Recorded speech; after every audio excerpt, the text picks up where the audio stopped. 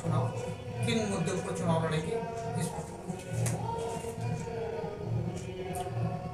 Bahujan Samaj party रोटी कपड़ा और मकान, सबको शिक्षा एक समान, सबको सुरक्षा एक समान और सभी लोगों को रोजगार एक समान, ये मुद्दे पर बहुजन समाज पार्टी चुनाव लड़ेगी। बहुजन समाज पार्टी के कार्यकाल को आप लोगों ने देखा होगा। बहुजन समाज पार्टी के कार्यकाल में चाहे शिक्षा हो, चाहे चिकित्सा हो, चाहे सुरक्षा हो या रोजगार हो, अगर बहन कुमारी मायावती जी के कार्यकाल में हाई स्कूल पास करने पर, चाहे जमींदार की बेटी हो, चाहे बनिहार की बेटी हो, चाहे बिंद की बेटी हो, चाहे राजभर की हो, चाहे ब्राह्मण की हो, चाहे छत्री की हो, चाहे चमार की हो, चाहे लोहार की हो, चाहे सोनकर की हो, चाहे पासवान की हो, चाहे गोंड की हो, चाहे खरवार की हो, सभी जाति के लोगों की जब बच्चियां हाई स्कूल पास करती थी 15,000 नगद और एक साइकिल दिया जाता था। इंटर पास करने पे 10,000 रुपया दिया जाता था। और पहली बार हुआ था कि बहुजन समाज पार्टी के कार्यकाल में जो भी बच्चा अगर रिटेन में सही था, पढ़ने में सही था, तो उसको किसी विधायक, किसी सांसद, किसी मंत्री, किसी आईजी, डीआईजी या डीएम के सोर्स की जरूरत नहीं होती थी। भर्ती में पता नहीं होता था कि हमारे पास जब भर्ती खुली, जब रिजल्ट आया तो गांव के लोग अचानक अरे फलाने का लड़का होगा। लेकिन पहले क्या होता था, अभी जो सरकार आज जो चल रही है, इसके पहले भी आप देखे होंगे, भर्ती होगा ना तले गहना बेचाया जा, खेत बेचाया जा, रेहन रखा जा।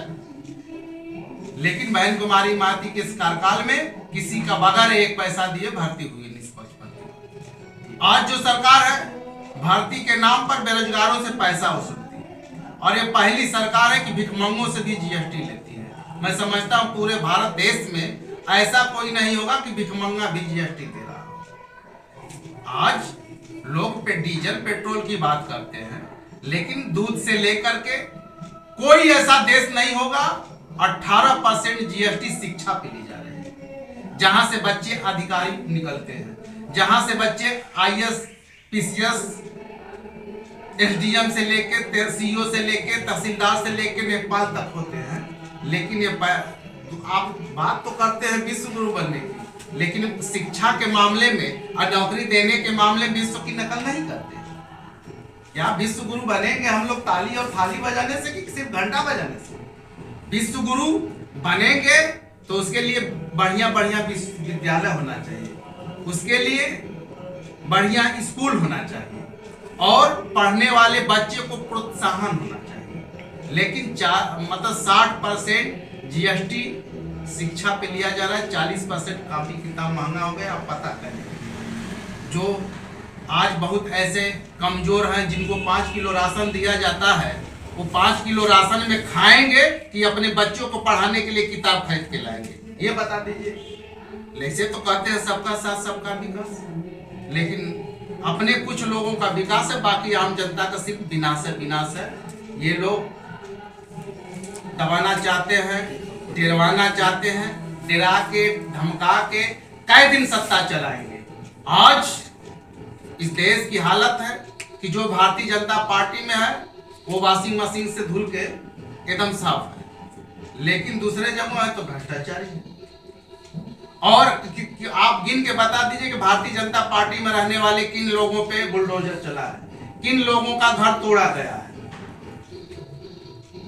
यहां तक कि राष्ट्रीय धावक तक, राष्ट्रीय आम जनता की छोड़ दीजिए, जो देश के लिए मेडल लाती है वह लड़कियां भी चिल्लाती रहेंगी, लेकिन कुछ कार्रवाई नहीं होता है। क्योंकि भारतीय जनता पार्टी के अगर सांसद है, विधायक है, तो आप सारे चीज कर सकते हैं। तो समर्थ के नहीं, तुलसीदास भी लिख रहे कि समर्थ के नहीं दोष दोष है। तो इसलिए मुझे कहना पड़ रहा है कि हमने इस दौर के अंदाज निराले देखे, फैसला कत्ल का कातिल के हवाले देखे, दौर आया है कि कातिल की सजा कोई नहीं, हर सजा उसके लिए जिसकी खता कोई नहीं।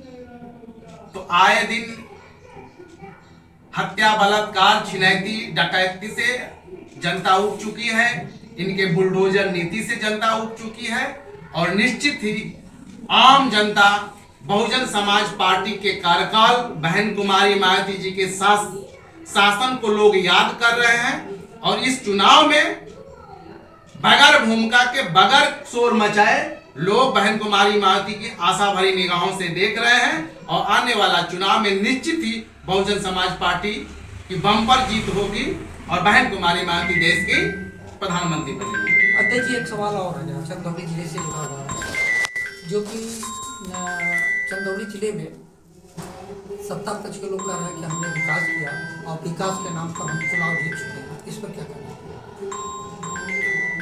सत्ता पक्ष के देखिए लोगों का कहना है, कहने के लिए तो भारी उद्योग मंत्री है, लेकिन अगर एक उद्योग अगर इस जनपद में 10 साल के कार्यकाल में अगर कहीं लगा हो तो गिन के मुझे बता दीजिए। और चंदौली की जनता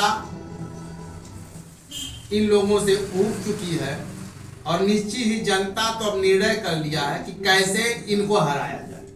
जनता जब जनता मूड बना ली है हराने के लिए, तो फिर कौन जिता सकता है? या तो ईवीएम मशीन जिता सकती है, नहीं तो कोई मुझे नहीं लगता कि जिताने वाले हैं। या तो ईवीएम मशीन में छेड़खानी करके जीत सकते हैं। तो अध्यक्ष जी, आप भी मानते हैं कि ईवीएम को हटाया जाए?